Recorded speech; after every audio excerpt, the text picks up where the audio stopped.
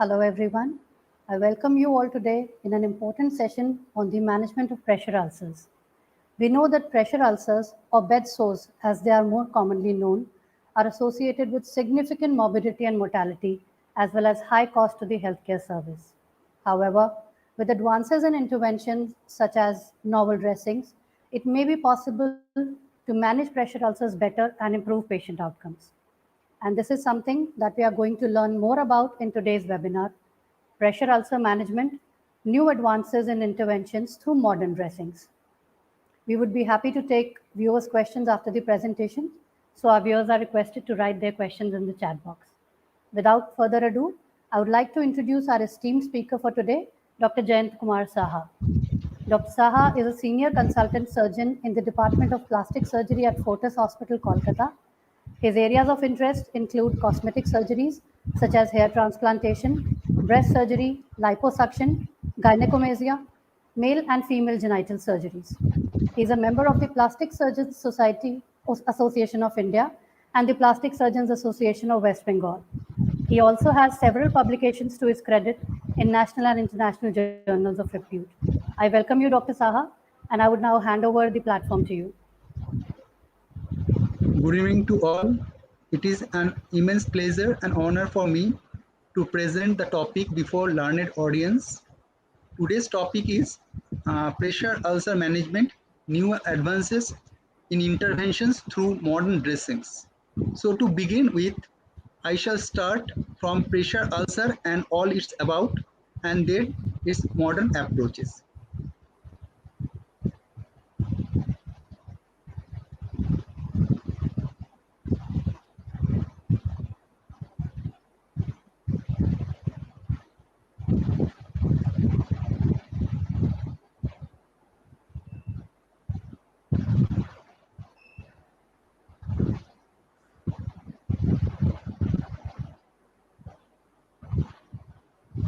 Yeah.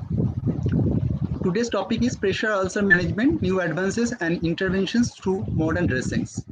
So before going to modern dressings, we should know what is pressure ulcer, because I do not know the audience, type of audience. So I think I should have a little bit idea about pressure ulcer. It is also called pressure sore, decubitus ulcer, or bed ulcer, or pressure ulcer. What is bed sore?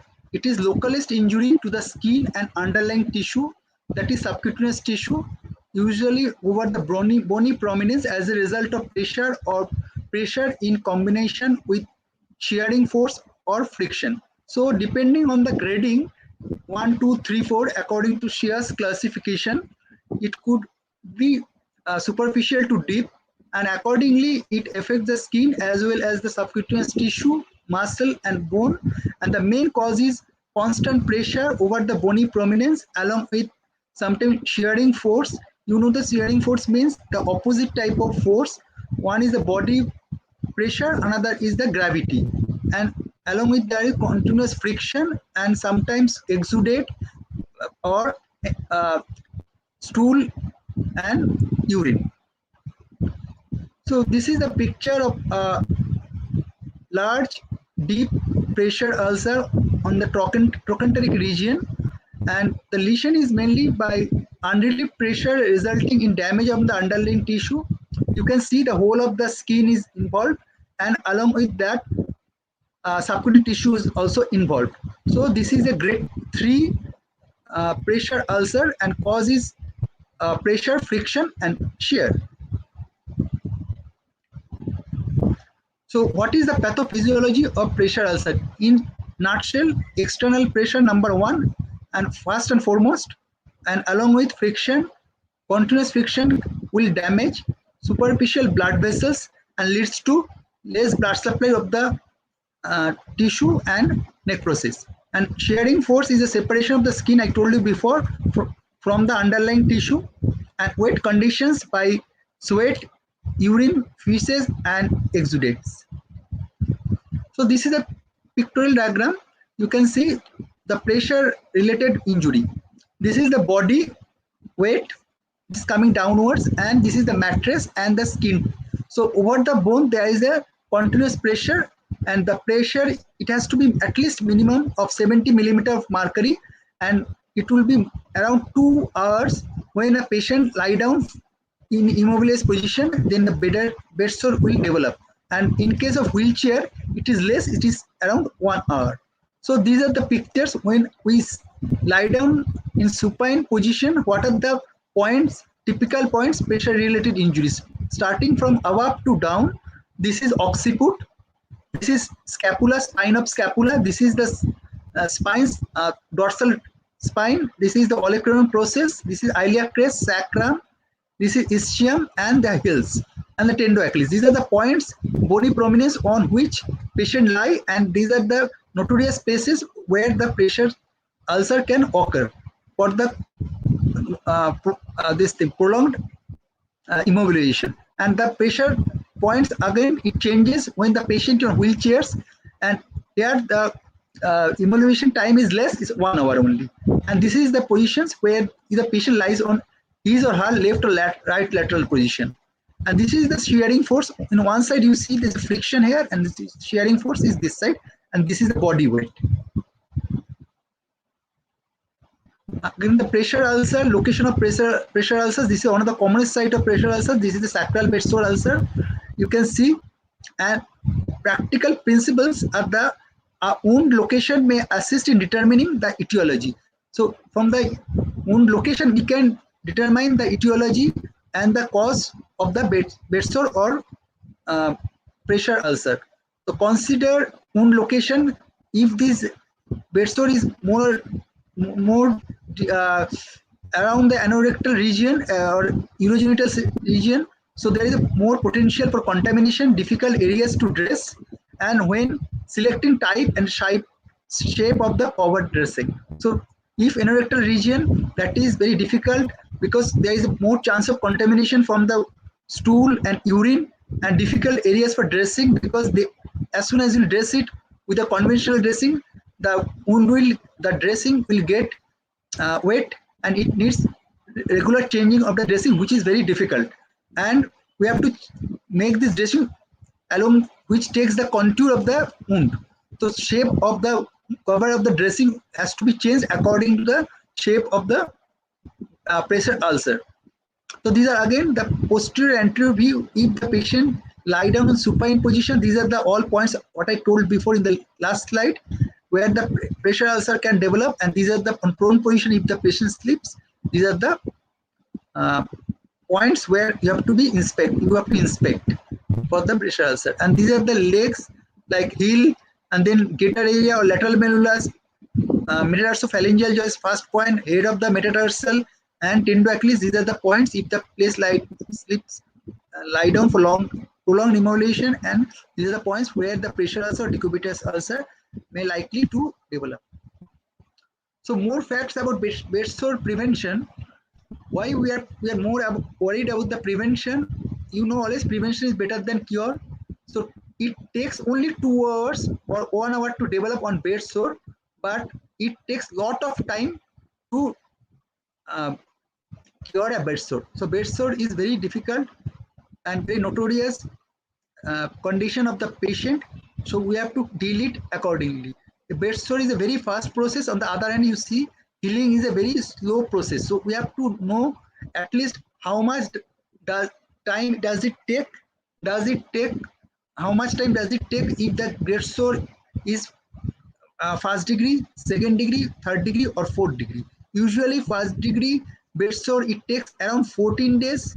Second degree, it takes around 45 days. Third degree, it takes around 90 days. And fourth degree, it takes 120 days. So you can see in a case of third or fourth degree how much days it take to heal up, and how much suffering patient has to go through. So from the beginning, we have to recognize any bed sore, and we have to treat accordingly in conjunction to the newer dressing method. So we should have a little bit of idea of Shear's classification. The stages, just for a basic, suppose grade 1, what is grade 1, what is grade 2, one is grade 3, one is grade 4. Initially, we know that skin has two components, from superficial to deep. One is epidermis, one is dermis, one is hypodermis. So if the epidermis, only the epidermis is involved, this is grade 1 for your better understanding. If it is grade 1 means only epidermis is involved. When epidermis and dermis, whole of the skin is involved, it is grade 2. When subcutaneous tissue is involved, hypodermis fat is grade 3. But when muscle and bone is involved, is grade 4. This is in gist or nutshell. So when it is grade 1, I told you it is only epidermis is involved. So what will happen clinically? Clinically, you'll see non-blanchable erythema or just redness or epidermal peeling or intact skin. There is discoloration of the skin, warmth, edema. Induration hardness may also be seen in indicator, particularly on individual with darker skin. In fairer skin or white skin, you can see it better when it's a first grade pressure ulcer, but in case of dark skin, it's very difficult to understand. You will see the skin is indurated. But in grade 2, when the epidermis, the whole of the skin is involved, whole thickness, epidermis, dermis, both are involved. The ulcer, you can see ulcer or blister, you can see, and that is clinically second degree. When blister is present, it's second degree. Then third degree, when it invade the subcutaneous tissue, but it is above the fascia and above the muscle, that is grade 3. And grade 4, when it involves all of thickness of the skin, subcutaneous tissue, muscle and bone. So this is the picture of the grade 1. You can see this is the picture, clinical picture of grade 1, and this is epidermis is involved.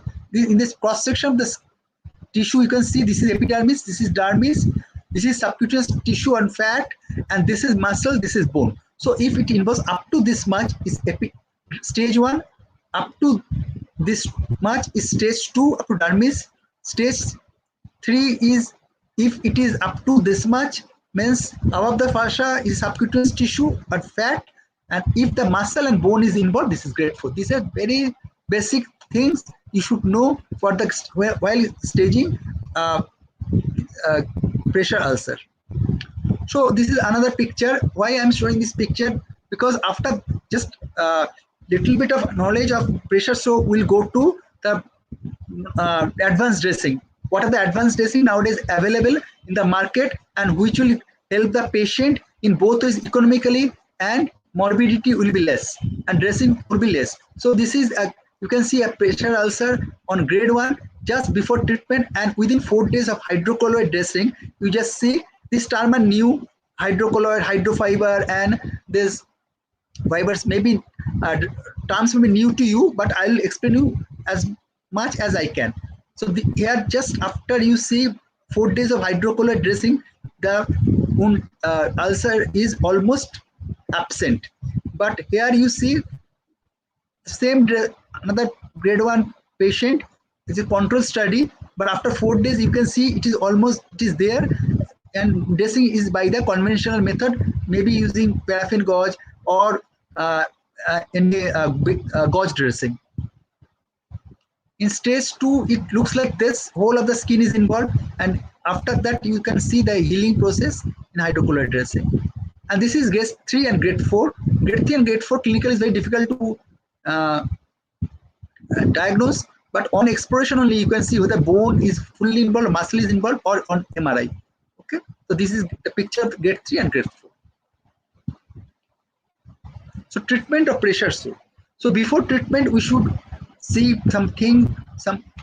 how the breast sore treatment should be improved, or we can take care of some other parts so that the patient will be improved as a whole.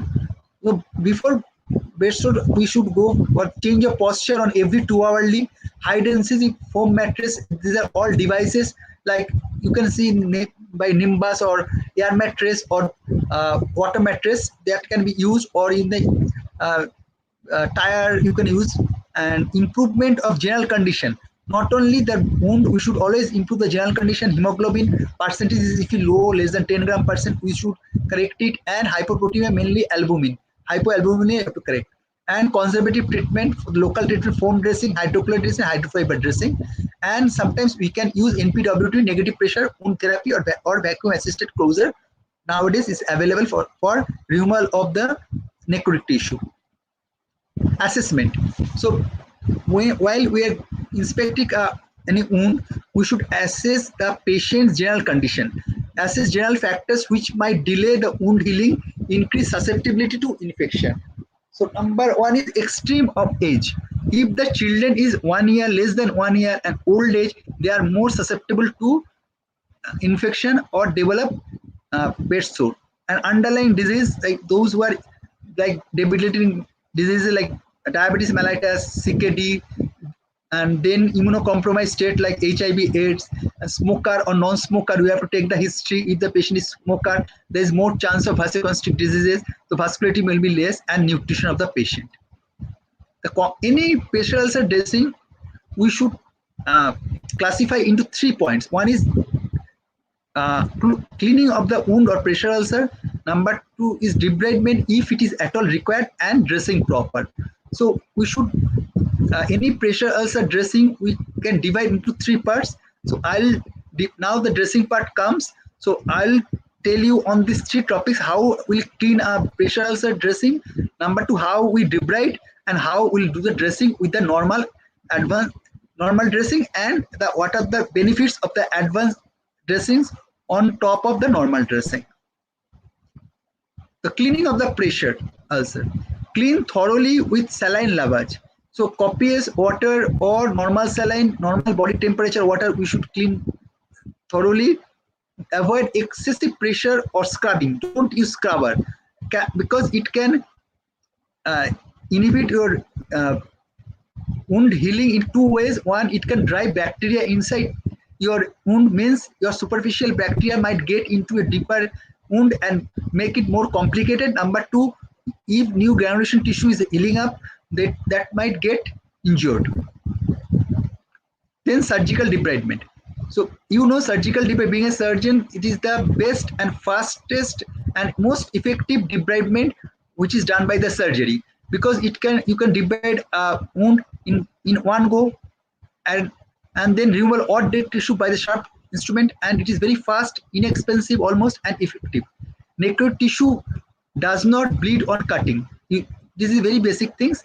If how much you will debride, that point the normal blood will come out from the tissue, that means then will stop. That means dead tissue never bleeds. Then chemical debridement. Why chemical debridement will come? Suppose the necrotic tissue is very little, small. Number 2 is the patient is very moribund. The patient is not fit for his or her general condition, is not fit for the surgery. Then we should take some other way, how like chemical debridement. Or suppose we have done one surgical debridement on the patient, and next day or after 2 or 3 days you find that little bit of necrotic tissue still left over. So with that chemical debridement, ureapapine ointment or usual solution, you can go for the chemical debridement. But chemical debridement, keep in mind, chemical debridement cannot be a alternative of surgical debridement. Surgical debridement is the first and foremost way of debridement in case of any necrotic tissue. Then sometimes we can do the maggot therapy. We are very scared sometimes if we find maggots in that necrotic tissue, but you should be happy. Necrotic tissue, these maggots are very helpful and friends of the surgeon. They only engulf the dead tissue, not at all a healthy tissue. So if you find medical maggots, we can use with the radiation, so that the adult, they cannot progress to adult stage. Then debridement with the high force water, that is called Versajet or Whirlpool hydrosurgical debridement. They cause less bleeding and larger necrotic tissue can be debrided with the hydrosurgical debridement. That is the advantage of hydrosurgical debridement over surgical debridement. But hydrosurgical debridement cannot go as deep as a surgical debridement can. The dressing. So now after debridement, first I have told you how to clean a wound. Number 2, I have told you how to do a debridement. Now dressing proper comes. So what is the purpose of dressing? Why should we dress a wound? Number 1, protect from further trauma or infection. Suppose if you cover a wound, that wound site won't be injured from external trauma, and that wound site will be covered with the dressing. So from external, no infection can get in.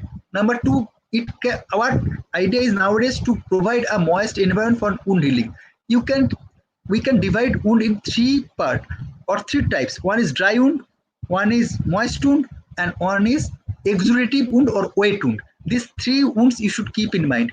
Our idea is always give a moist environment or make a moist wound as far as possible. If we find a dry wound, we have to make it moist, and if you find a exudative or wet wound, we have to make it moist. So moist wound, why dry wound is not acceptable? Because if the dry wound is there, and it is very difficult to be healed up, because all the cells which are uh, essential for the wound healing, like platelets, fibroblasts, macrophage, neutrophils, they cannot migrate from one side to another side to for healing. So only moist environment can give that migration of the cells. So moist environment is essential for wound healing. This is a new concept in wound healing, and then it will reduce pain, dressing, and psychological effect of the patient.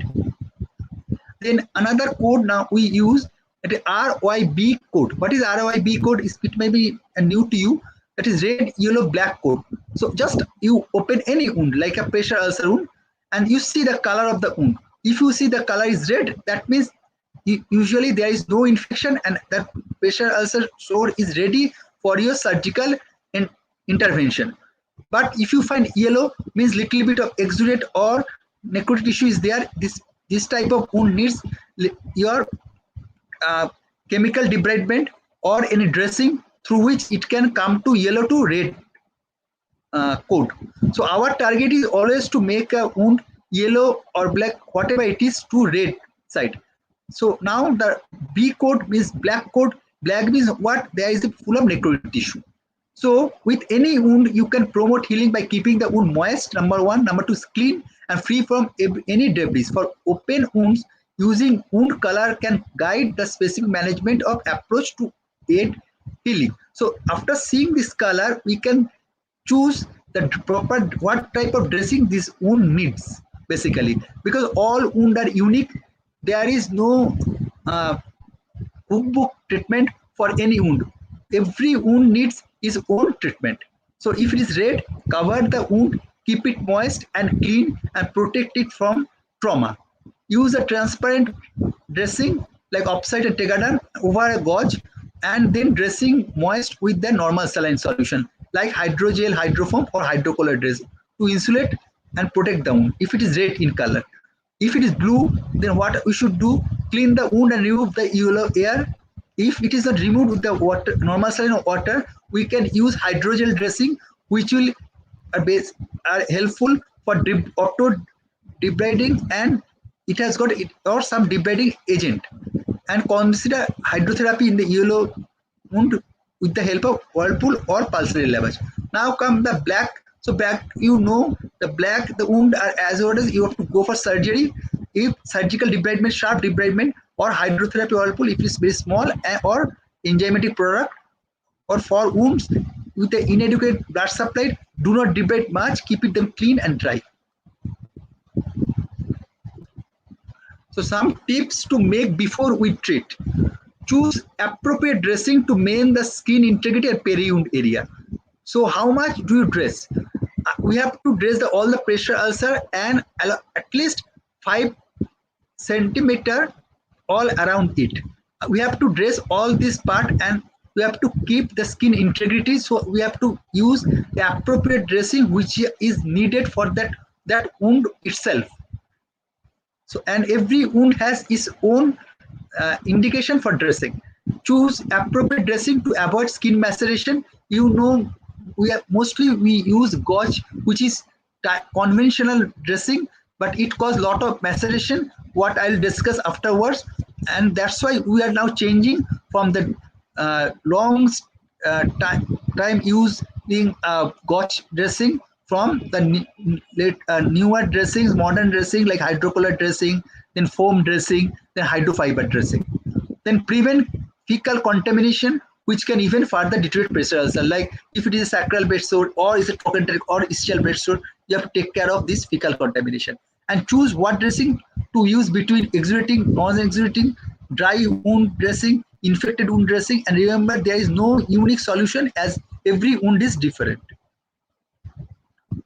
The other tips are there are several measures, many of which now constitute standard care, which may contribute to pressure sore prevention. Avoid prolonged positional immobilization whenever possible. I told you before, we need to change the patient every 2 hourly so that the bed sore does not develop.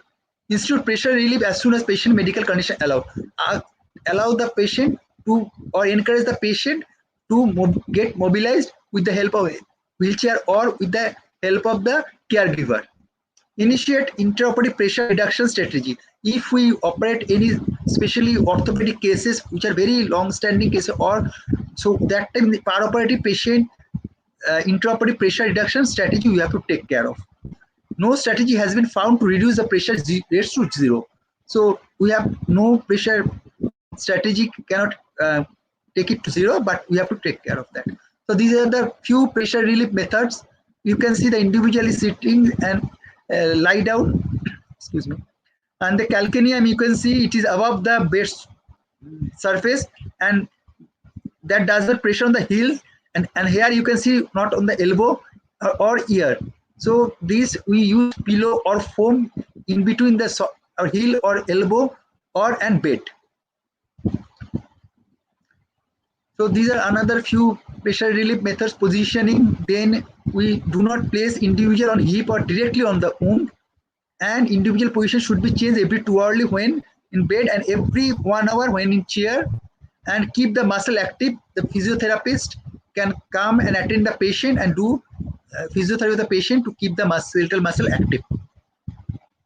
And we should take care of the patient pressure relief methods, like keep track on the individual ability to control urination and bowel movement.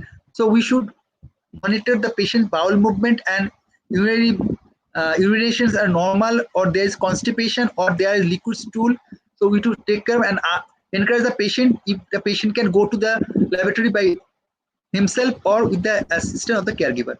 And whenever we try to move the patient, don't drag the patient, just we just use some draw sheet or this trapeze bar to lift the patients. Additional pressure ulcer management, like selection of appropriate dressing and management. Clinically, we have to see the ulcer and we have to choose appropriate dressing for that ulcer only. Then adjunct therapies and continence care. The patient, if the patient is incontinent, urinary incontinence or fecal incontinence is there, we have to take care of that portion also. Nutritional improvement, like hemoglobin percentage and albumin should be up to normal level. Pain control, then prevention of infection and pressure redistribution. These are the few static devices of grade 1, grade 2 through which we can redistribute the pressure so that the patient does not develop any pressure ulcer.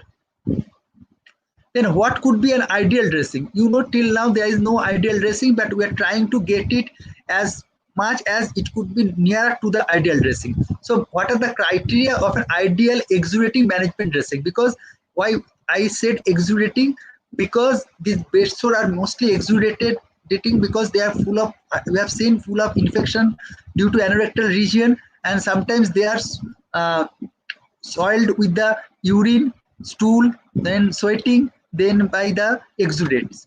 So we should use the dressing, we should be impermeable to the microorganism or discourage secondary infection. So from external, any microorganism, that peri-wound area, the microorganism cannot permeate the wound proper and make it complicated and discourage any secondary infection.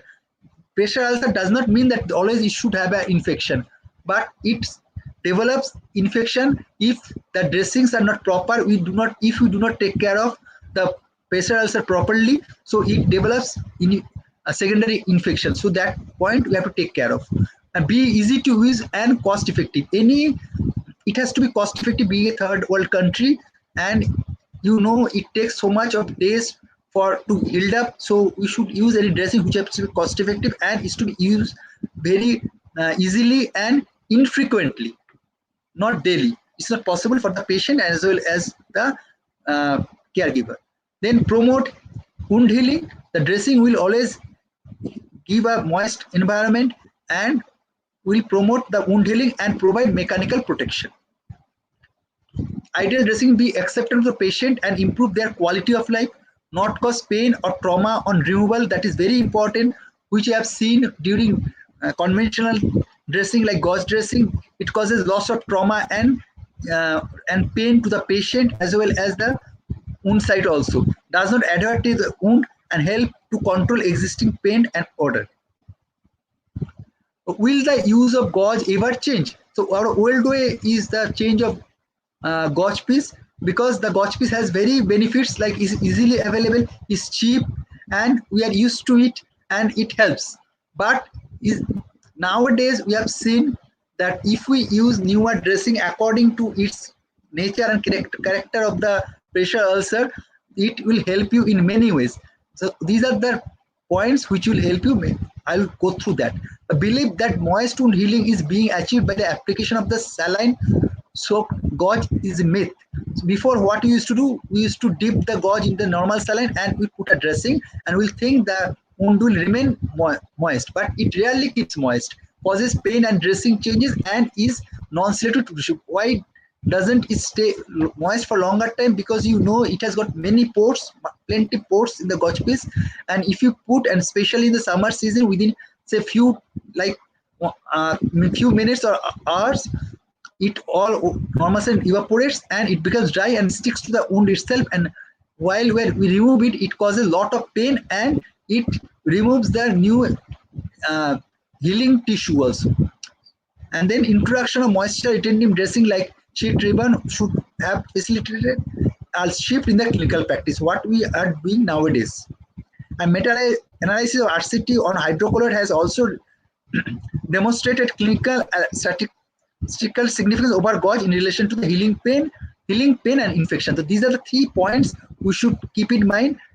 How fast is the healing, how much pain patient has to suffer, and the infection, and another way is cost benefit. So we have seen, if you consider all these 3 points and cost effectiveness, the newer way of dressing is much more better, because the frequency of dressing becomes much less, and the dressing material and the OT availability, if you this thing add all these things, the total amount along with the morbidity of the patient, how much it comes, if you dress same wound, if you dress with the newer dressings, you'll see these are much more less, and patient will get benefit and earlier than the conventional dressing. So this is in situ comparison. You can see gauze piece is used here. Traditional dressing acid trauma and removal maceration. You see use gauze piece, and you remove gauze piece, how much blood is coming out, along with that newer tissue platelets and all the macrophages, they are coming out, and along with the new granulation tissue, and you can see the maceration, and you can see the gauze piece is totally soaked, through which the bacteria from outer surface will permeate and go to the wound proper, and it will make more infection. But if you use moist wound dressing, minimize chance of maceration. You can see we have put a this thing calcium alginate dressing or some other dressing. You see, you can take the, it can fill as, it can be used as a filler. It fills the cavity and maceration is very less. You can see the surrounding tissue is not edematous and not dead.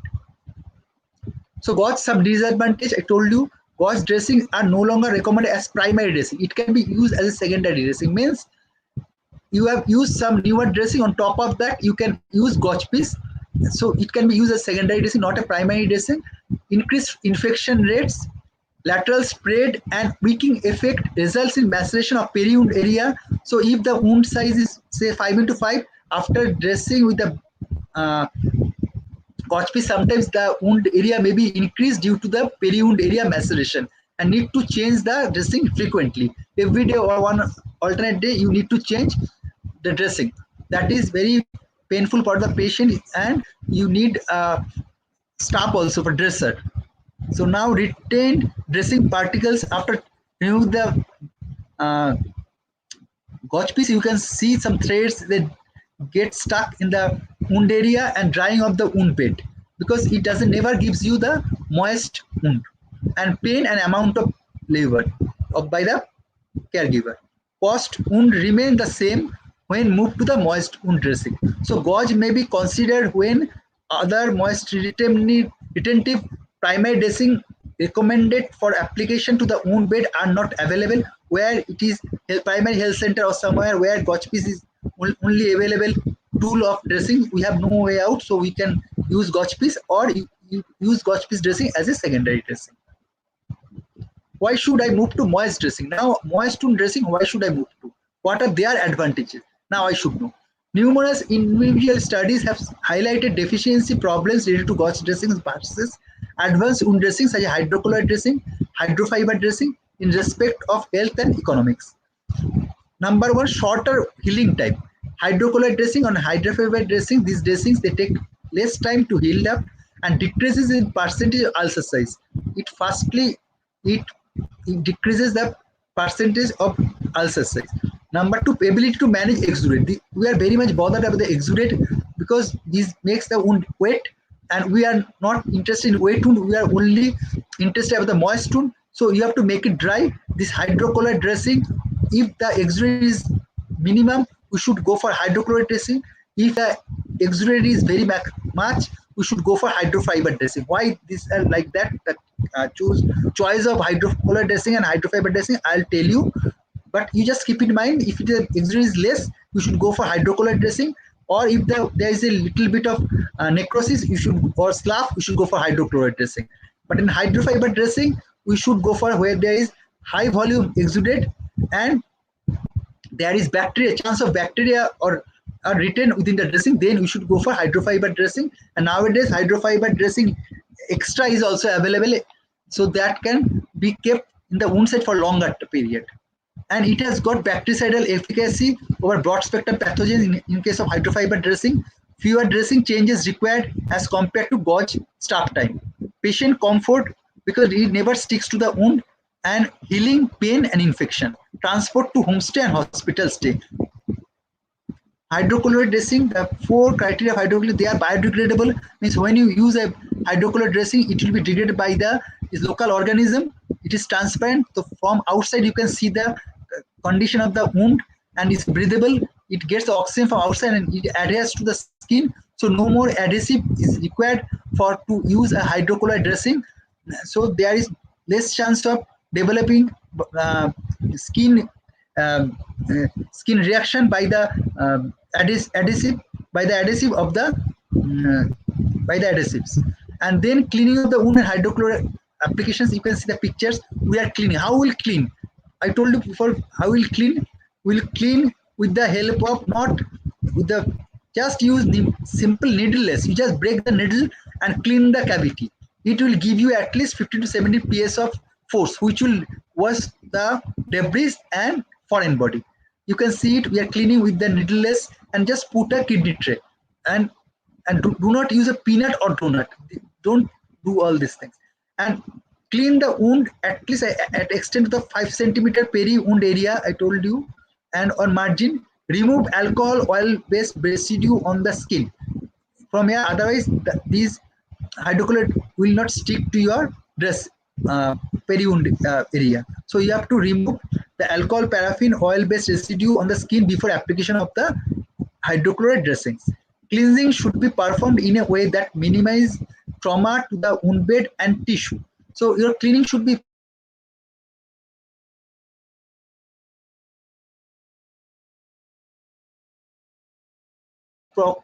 ensure that you disturb the wound during dressing changes, the lower the interference to the healing. That means the less will disturb the wound, the faster it will heal. So these are the few things which the normal dressing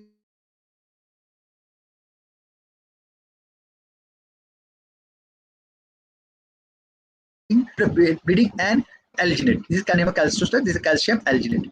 Suppose if we get is a very much exudating wound, so you can use this is hydrofiber dressing that has got, and another is hydrofiber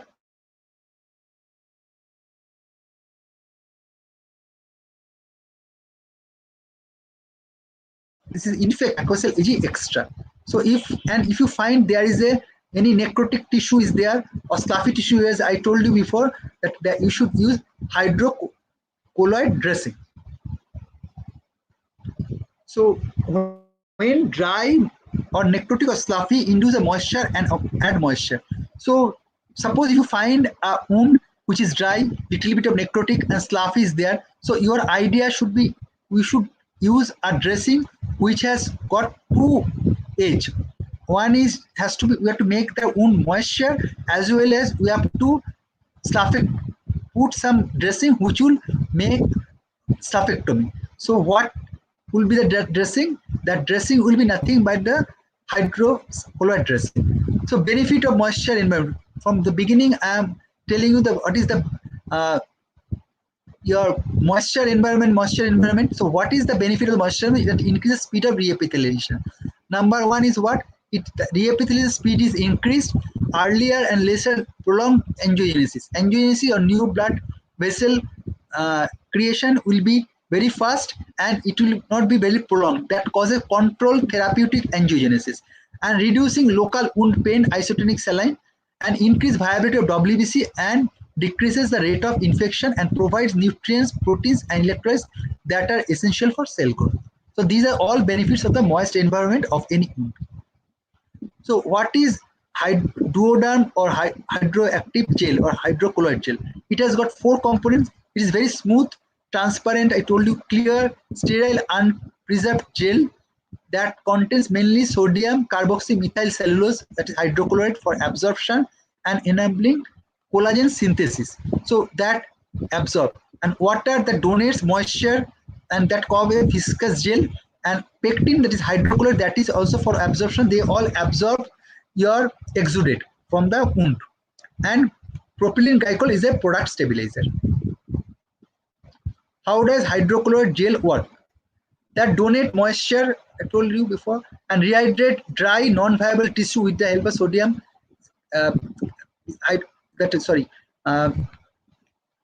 with the help of your sodium carboxymethyl cellulose, and then absorb small amount of exudate into the hydrocolloid gel and form the cohesive gel. Primarily preferred as medium for autolytic debridement, because autolytic debridement and dislumpectomy or denecrotizing. Indicated for dry wound to provide optimum moisture, and it can be used as a cavity filler. So hydrocolloid dressing is number one is cavity filler. They cause slumpectomy and they produce moist environment. So these are the 3 advantages of hydrocolloid dressing. So hydrocolloid gel that I told before is a cavity. These are the few indication for hydrocolloid dressing. Like when you find a necrotic tissue, sloughy wound or dry wound, you can say dry wound, you can make it moist, or issue you can for slumpectomy or necrotectomy you can use hydrocolloid gel. So it's a cavity filler, dry wound, or necrotic or sloughy or ischial tissue. If you find this type of wound, you can go for hydrocolloid dressing.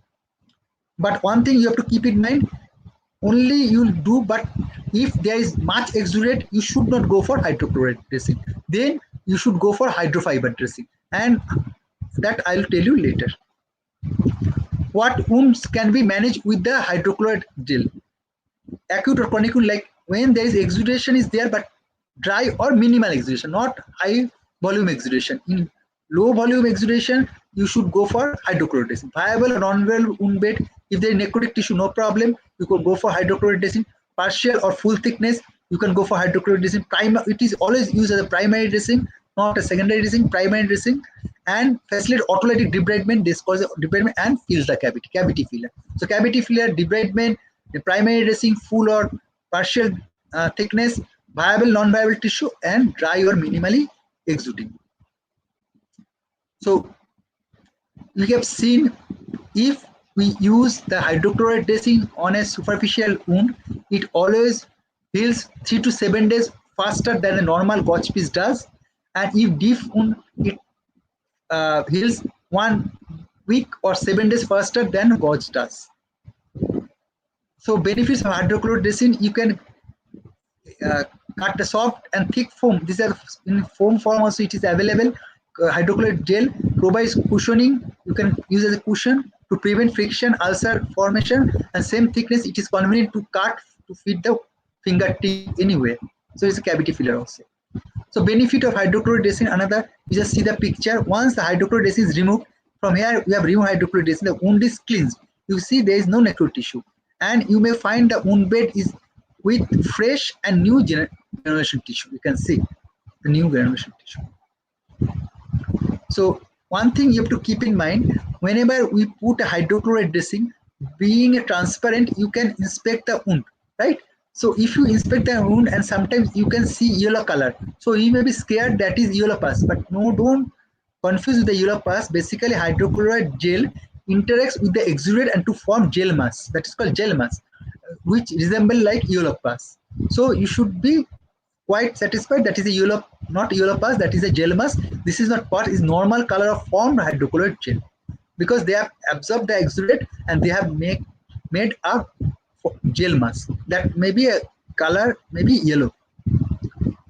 So next and last, our topic is hydrofiber technology. So in hydrofiber technology, they have also like hydrocolloid dressing, hydrofiber technology. They have three component or benefits on which we use this dressing. So what are those three benefits? I'll tell you. Dressings with hydrofiber technology gel on contact with the fluid, providing clinician and patients with substantial wound care benefit. The silver-based dressing. Number one, hydrofiber dressings are available with the help of the silver-based. Ionic silver are present. So respond changes in the wound environment and increase silver on demand. They only liberate the silver ion to the wound whenever it is demanded or required, not all at a time in a bolus form, because they will release the silver ion throughout the day, so it can last 5 to 7 days, even more than that in case of extra sheet. So key benefits is what? Blocks in harmful component contained in exudate. Means when you use it, it is basically dry sheet, but when you will use it, it is like a sponge effect.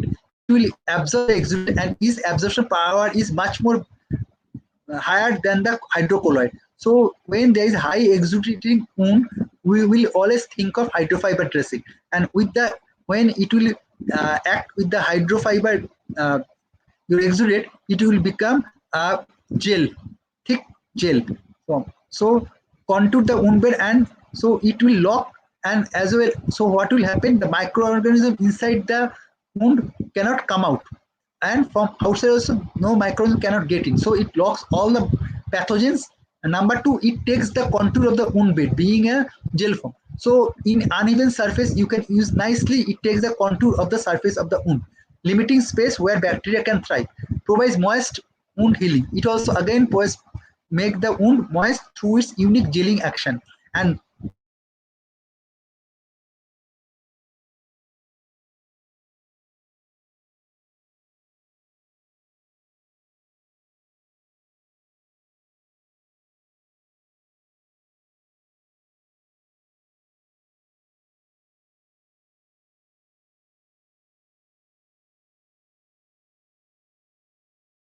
stay for up to 2 weeks also.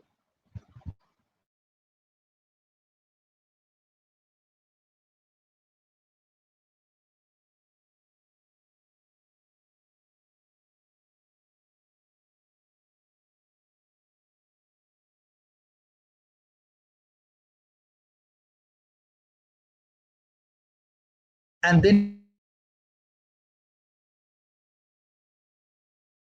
gel. So these are the aquacell agents.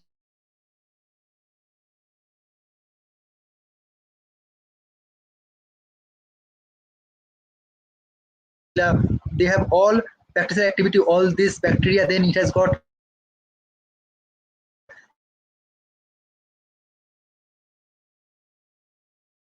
again bacterial activity of the bacterium in case of anorectal pressure ulcer, and as well as antibiotic resistance, MRSA, VRE, and even against yeast like candida. So introducing hydrofiber AG foam dressing. Aquacell foam dressing have a greatest area of free from bacterial growth beneath the dressing than other silver foam dressing. There are many dressing in the market. So just we have taken few comparison study. That blue is aquacell AG, and these are another silver dressing from another company. You can see here against the staphylococcal aureus, they have taken around 75. This is the aquacell AG. They have surface area. There is no bacterial growth. So, but in other there are less, and this is the Pseudomonas aeruginosa, and that is the control. Okay, 0 and 0. And another is the pressure. You can see that in as demonstrated in the vitro, in this vitro testing aquacell AG foam dressing. This is the first one, aquagel foam dressing. These two are other uh, foam dressings. They retain in the solution sodium and calcium chloride solution we have put injected, and we have used blue color for identification, and then we have uh, used 40 millimeter of mercury pressure on top of it. So now you can see there is no leakage of the solution from the foam from outside, but in these two cases you can say they could not take the pressure of the resist the pressure of the 40 millimeter mercury, and there is a leakage of the solution all around. So now how does it act? Hydrofiber dressing, you already know how does it act, but when we use ionic silver double secure mode of action, that is very small mode of action but is very interesting. Suppose this is hydrofiber, these are all silver ion. This silver ion, you know, it's a positive ion. So hydrated fiber releases silver ion. When it is releases silver ion, not always. When it is because of cohesive gel along with the exudate. They attract the bacteria with the negative charge. Bacteria cell membrane is always negative charge. So you know positive charge always attract the negative charge. So when interacting, silver ion will damage the cell membrane and nuclei, and thus it kills the bacteria. So this is a very simple way how they kill the bacteria. So some golden rules: each wound is treated on a case by case basis. So I told you there is no cookbook recipe. Every wound you have to see for ROIB code, and for seeing the wound color, then wound texture, then where is the site of the wound, and whether there is an infection is there, then general body condition. Then by considering all these into criteria, then you have to treat the wound accordingly, and you have to choose the modern dressing accordingly. The first and most basic rule: if the wound is wet, dry it. If the is too dry, moisten. So you have to make it moisten. This is the moist environment is needed, you know, because all the cells which are required for the healing, like I told you before, macrophage, then platelet, then fibroblast, then WCs, they cannot migrate from one place to another without the moisten environment. In order for a wound to heal, it must be kept in a moist environment. The cells needed for healing cannot migrate to where they need to go if the wound bed is dry. So that all the migrating cells, they cannot go from one place if the wound is dry. So now last slide, my take home message is very small. Like you have to use always aseptic technique. You know it from the very beginning. Wound cleaning should not be undertaken to remove normal exudate. We should not clean very forcefully. I told you before, you can just use needleless syringe, that will suffice. You need not to scrub, because that will remove the normal exudate which contains all the wound healing cells. So that is required. Cleaning should be performed in a way that minimizes trauma to the wound. So wound are best cleansed with a sterile isotonic saline or water, copious water. The less we disturb a wound during dressing changes, the lower the interference of the to healing. So the less we disturb, the faster the wound will heal. And that is the most important point. I have seen many of us use hydrogen peroxide everywhere. So please, for God's sake, don't use hydrogen peroxide if it is not indicated, because it is a delipidizing agent. It will degrade your tissue. So in spite of benefiting the patient, you are going to do harm to the patient using hydrogen peroxide. So hydrogen peroxide has very limited indication for uses, where you will find there is a fecal contamination, or is a any wound which has got for the road traffic accident or anaerobic bacteria, where you need nascent oxygen, then only you can use hydrogen peroxide. Otherwise, it's almost obsolete. And then antiseptic and antibiotics are not routinely recommended for cleansing. Nowadays, we don't use, if we use these modern dressings, especially hydrofiber dressing with ionic silver, they itself they liberate silver ion, which has got broad spectrum bactericidal activity throughout the day when it is required. So oral and uh, parental antibiotics are not required, that do less harm to the patient, and your cost will be cut off and should only be used sparingly for infected wounds only. So thank you for your patience and kind attention to my presentation. Last but not the least, I sincerely thank to the organizer for arranging such a Convatec, for arranging such a webinar during new normal time. Thank you. Thank you very much, sir, for this exhaustive presentation. We would like to take a few audience questions now with your permission. Yes. Please, please. So this is an interesting question. Somebody is asking, does pressure ulcer actually heal? Yeah, if it is early pressure ulcer, like early means first degree or second degree, we call it, when it is just involved in the epidermis and dermis, it heals. But we have to prevent, like we have to always keep on changing the pressure point from the on other side. Try to encourage the patient, if the patient is ambulant, to move around, and the local treatment. So I think by this it will heal by, if it is first degree, it can heal by within 15 days. It's nothing. If the patient doesn't have any underlying condition, it heals. Right. And finally, if it is very advanced, we do a lot of from the plastic surgery point of view, we do a lot of pressure sore, ulcer, flap, local flap coverage. It heals. Thank you, sir. So Dr. Mayor Mibang is asking, is hydrogen peroxide useful in dressing of non-healing ulcer? You've already said that hydrogen peroxide should not be used, but is it useful in the dressing of a non-healing ulcer? So see, what is non-healing ulcer? Non-healing ulcer is the ulcer which does not heal within 3 weeks. So you have to see what type of ulcer it is. If hydrogen peroxide, I told you, it's a very limited use, hydrogen peroxide. Just if you find a non-healing ulcer, you just take a full history of the patient, why the ulcer has developed, whether the patient is having underlying condition like any diabetes, mellitus, or patient is a patient, he is a patient of CKD. You have to rule out, or a patient is on any immunocompromised disease, or there is, we have seen sometimes there's an underlying any foreign body also. So after ruling out, then you just, if you find, then you use your ROI-B code, red, yellow, or black. You just take that code. If you find the wound is ready, just you make a surgical intervention. If it's very deep, it is very small, you just go for modern dressing.